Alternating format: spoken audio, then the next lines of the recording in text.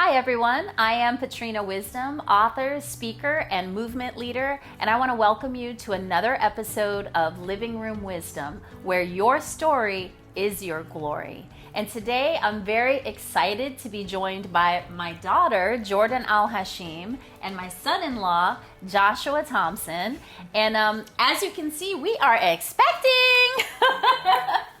So this is a really exciting time for our family, and I thought it would be really nice to share this moment with you as well, right? We're all about inspiring and uplifting and providing the wisdom to get through certain challenges, certain situations, exciting times, and really making something beautiful out of it. So I would like to welcome both of my guests to the show this morning, beautiful morning. And I want you to take a moment, both of you, just to tell a little bit about yourselves and your experience, your background. Our experience and background. Okay, well, as she said, this is my mom. I'm 25 years old and originally from Las Vegas. That's where I was raised. I was actually born in London, England, and then moved to San Diego for college and studied fashion marketing and management. Since then, went the corporate route, started working up my way up in corporate, and now pursuing my own businesses. And that's alongside with Joshua, and we're working on some different things. And what are those businesses? What other businesses? Yes. Well, for myself, Stilettos, I empower women and I teach women to own their sexy through heels dance. So I facilitate privates, I facilitate group classes, I also do choreography for stage performance and just different things that are all around empowering women. And then together we're working on different different experiences. We're really in the beginning stages of it, so he can verbalize more than I can, but just collaborating and working. And then together all three of us work in a financial business as well. Yeah. So Family business, all creating new around. financial legacies. Yes. And what about you, Joshua? So, obviously, I'm Joshua. I'm 25. I was born in Detroit. I pretty much lived there for like half of my life, and I moved to Georgia because my dad was an entrepreneur, so he wanted to retire down there. We moved back to Georgia, and pretty much, I played sports growing up or whatever. And after I graduated, I went to the military. I just went straight to the military because I just wanted to get away from home. So. I wanted to start my own thing, and I did that for 6 years. I met Jorden along the way, and now we're here pretty much. And we're just working on businesses, like she said. Fantastic. So this is a young, inspiring couple, post-military. You all met right before you got out of the military, Right though, before right? he got out. Yeah, it was 2019, and right 2019. Yeah, I was trying to think how long before. Yeah, Yeah. It was 5-6 months before I got out. right as he was transitioning out. Yeah, so there was a lot of life transitionings happening at that time. You're coming out of the military. You were transitioning. Well, you were kind of hopping at that point from one corporate job to the next, trying to figure out what your thing was, right? Right. And then you all meet and end up falling in love. And this all happened pretty fast. It did. Yeah, it all happened pretty And this is pre-quarantine, right? I think we met like June 2019. Yes. And then we're kind of obviously getting into our relationship. And then I started my business, had my first classes in December of 2019. Right. And then January hit, right? And that's the start of COVID and quarantine, and that really sped things up for us too. So. Yeah, as a matter of Clearly. fun fact is that the first time that I met Joshua was actually on a double date with me and my partner, Keely, and we went to a concert at the House of Blues in San Diego. So that just to tell you a little bit about our relationship. And what's so funny, talking about like serendipity and just different things, he actually didn't meet me for the first time. He met my mom for the first time in the financial business because he showed up to the office. He's always been entrepreneurial. So like attracts like, as we know. Yes. And they met at first. Yep. And which is so funny. So freaking hilarious. I forget about that fact sometimes, but it's true. So I put the fear of God in them from day one. Take notes. Note-taking time. So with that said, I know you come from an entrepreneurial family. Your dad was an entrepreneur. And I would love to just understand how that influenced you. Obviously, it influenced you. Our parental blueprints influence everything we do and our decision-making processes. So tell me a little bit about that. Let's see. Well, it kind of influenced me in a way to just like know value of my time, the value of like, you know, family and what all that's worth. Because like, you know, you can't get your time back. You can't get anything that goes way back. So I feel like that's what I was really taught at an early age. So I feel like that stuck with me. So like, I knew what I was after every time I did something. So I feel like every time I do something, I know what I'm going to do, and I always do it. So I feel like that really like helped me out a lot. So Intentionality, focus, which should mean a lot to you then, right? Because obviously he thinks a lot about where he's choosing to put his time and invest that energy and that time into. So that's great. And then what about you, Jorden? Obviously I know your story, but let's share with everyone else. I would like to know from you what it was like to grow up with this crazy entrepreneurial hippie chick. So, yes, I've always been inspired by you.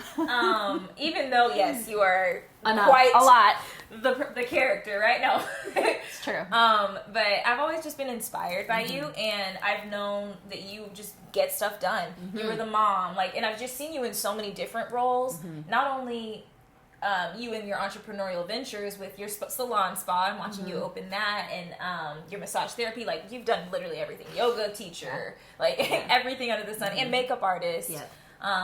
Doing facials, like everything. I've just watched you and who you are and how you connect with people, and so that part. And then having the pillar of my stepfather, right, when he was the one that was mainly working and bringing in a lot of the bread in, but you still had your passions and you still had what you were focused on. So for me, I've had that beautiful reflection and saying, okay, that can work in a dynamic. Then, of course, with his passing, then seeing you transform and move more into the main breadwinner role. And so now things are shifted a little bit, but still being there, you still had your passions. And when you felt like they were dying, you made a complete shift and said, okay, nope, I have to put an end to this and, you know, make sure that I'm pursuing my passion still. So the through line through everything. And then, of course, now you live in Badass Bodacious Life, choosing you always, and seeing how that reflects and shows up in your life, not only for you and myself, but as the example for my brothers too. So the through line being you always pursuing your passions, and that being able to fuel your life and also fund your life financially. Like, you can actually make it happen without sacrificing your needs and who you are. Absolutely. Fantastic. And then how has that influenced now your coming into your own and starting your own family and the relationship that you have and how that was shaped with Joshua? Well, I think I'm just a carbon copy of who you are at this point. I've watched you and studied you for 25 years. People even say we talk alike. People even say we talk alike. We'll call on the phone, and you know we sound the same. No, all jokes aside, what I really see and think that has been converted into where we're going to be in our family is just that. Like, I'm your carbon copy, so we're going to be creating and it's happening even earlier. I think, you know. So for us, it's like we got a head start, and then with baby Jewel, being able to implement that into her, and she'll start even earlier, because even one of the things that I really admire about Joshua is his tenacity and the fact that he has his perspective, because I know that mine personally, like, I'm just a shy person. I've always been a shy person, so for me it's been battling that, but through our relationship we kind of match each other in that sense, and he empowers me to be able to step out more, and then I'm empowering him in certain ways as well. So it's a nice balance. And then having you on our side, like, we're just, oh my gosh, the amount of support that these two have in this relationship and their businesses, and also with the beautiful Jewel that's going to be making an appearance here soon, is ridiculous. And what I want to point out with that is that, for one, I want to really shed light on the fact that these are two individuals who have learned how to get their needs taken care of first, who came together and who are now complementing each other, not only in their personal lives, but also in their business. So they're coming with what they've already created and continuing those passions, but then they're also coming together to see what other creations they can birth forth into the world. So I just think it's spectacular, which is one of the reasons I wanted to interview.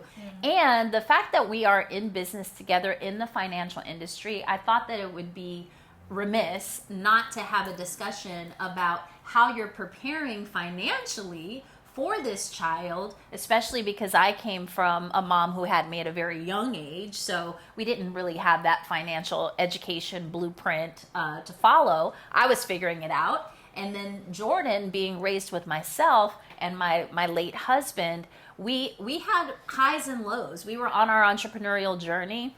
My husband started off in corporate. As a matter of fact, the business we're all in together in finance was started by my late husband. So I really want to find out from you now, knowing what you know, learning how money works at 8 years old and sitting at the table doing the rule of 72, right, compound interest and all of this, how you two are preparing for your child and what's going to be different. That's a good question. A lot. I think that what I've learned from a young age is kind of ingrained in my head. But also, like I said, with our relationship, stepping out instead of, like, there's a difference between knowing information and actually implementing it. And I think that not that I never had a reason to implement it, but it just wasn't a priority. Like in my 20s, obviously I was in college, I was doing my thing. And even though I still had the knowledge of money and saving, I wasn't actually doing it. How many of us aren't actually implementing the strategies we know, right? But then a life event like this, like getting pregnant, or for some people having a divorce, or getting married, like these major life events, I'm just starting to see when that time comes up that you actually need to implement them. So it's self-study more than anything, even though I know and have the privilege of having a head start with it, it's still your own self-study and your own self-discipline. So what we're doing financially is looking at our own financial plan. So we've sat together and looked at our own financial plan, and then also individually, like saw where the holes are in my side as well as his, and making sure that we're just implementing new strategies. So investing too, that's the biggest thing. And then with investing, safety is the biggest thing, not losing money. So finding where you're able to take advantage of tax advantages and also take advantage of significant growth or exponential growth, really, for your money. And you have to start now. So that's been one of the main things we've started to do, preparing for Joel. And I'd love to hear Joshua's perspective on this as well, because we all know that one of the main reasons people get divorced is either infidelity or finance. And so the fact that you all are having these tough conversations, these taboo conversations around money from the beginning, before baby Jewel is born, is such a gift. So Joshua, share with me a little bit about maybe what you saw growing up in regard to finance and how that influenced you, and some of the things that you're personally deciding to maybe change or to do within this relationship to prepare for baby. Well, what I saw growing up, I saw a lot of investments. Like my dad bought a lot of real estate, bought apartment buildings and stuff like that. So, but I didn't understand the value of it yet, you know. But at least I saw that, and now that I'm older, I can put that together and really see it. And that's something I want to teach her as well, to, like, you know, understand the value of things and how valuable something can be. You know, like when I was younger, I didn't think anything of the apartment building. Now it's worth millions of dollars. So Exactly. You know, I didn't think anything of it. But I want to teach her that at an earlier age. So like we're 25, and like me knowing that now is like a huge advantage, because I know some people are older than me, they don't know that. So I'm just thankful to be able to know that. You had a big head start. Big head start. And I Mm-hmm. also want to just take a moment to honor the fact that you had your dad in your life and that you had such a great relationship with your dad. It sounds like he had a lot of positive influence on you, which as a mother makes me feel fantastic because he's responsible for my Jewel, right?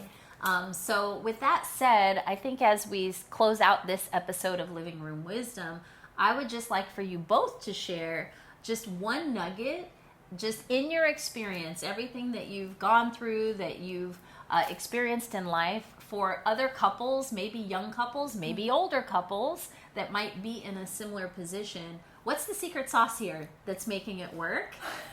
Right? The secret sauce. I think what immediately comes to mind, because I know this is what I personally battled with, especially in our relationship, is not being dependent on someone else for your happiness and for for who you are. Like do things for you, and almost be a little bit selfish, because if you're loving yourself, then the other person is going to see you in your brightest and your most beautiful, Yeah. and is going to be attracted to that, because if that's what they're attracted to in the beginning, obviously that can be maintained throughout, and then you're not compromising your values or compromising your happiness for someone else. So that would be Spoken like a true warrior right there. Yes. And it's continued work too. It is not easy, but because you want to give that to your other person, but you have to give it to yourself in order. And it's not easy for either party, right? Especially starting on that journey as a woman, and knowing that you need to preserve your own happiness, make yourself whole, and then having the guilt of like, well, but I also, society tells me that I'm meant to like pour into him. It's my responsibility to make sure that he's happy. Well, in reality, it's not. It's all of our individual responsibilities to make ourselves happy, and then come together and complement that happiness and that joy. So, I'm so proud of you. All right, Joshua, how about for you? What's the secret sauce? I think it's just about having like a positive mindset, really. I think that's where it all comes from. Because just like for an example, just something as simple as just you having like a little problem in your relationship. But if you don't handle that little problem, it's obviously going to become something way bigger than it should be. Yeah. So just understanding that and just realizing that and just being honest about it, just being upfront. And I feel like This a lot man of is people don't do upfront. that. And it's a gift. I feel like that helps us out a lot because I'm just upfront about it, and she is too, and she's learned to be upfront with me because that's how she has to be with me. That's the way. We just work things out a lot quicker, a lot smoother, and it's been pretty good. Been really good. Oh, we're having a moment. Awesome. So with that, I just want to, shine light on the fact that what's keeping this together is communication about personal boundaries, communication about self-worth, self-fullness, as I like to call it, self-fullness, about money, all of this. These are things that are being put on the table, and because of that, this is something absolutely beautiful that's continuing to evolve, and I'm so honored to be witness to it and a part of it. So thank you for being a part of our journey and tuning into this episode of Living Room Wisdom, where your story is your glory. Please subscribe to our YouTube channel, Patrina Wisdom, and make sure you check in weekly for new interviews, all right? While you're at it, go over to Facebook and join our Badass Bodacious Entrepreneurs group as well. We have a lot of fun there, and we're completely unleashed. All right, we'll see you on the next episode. Bye.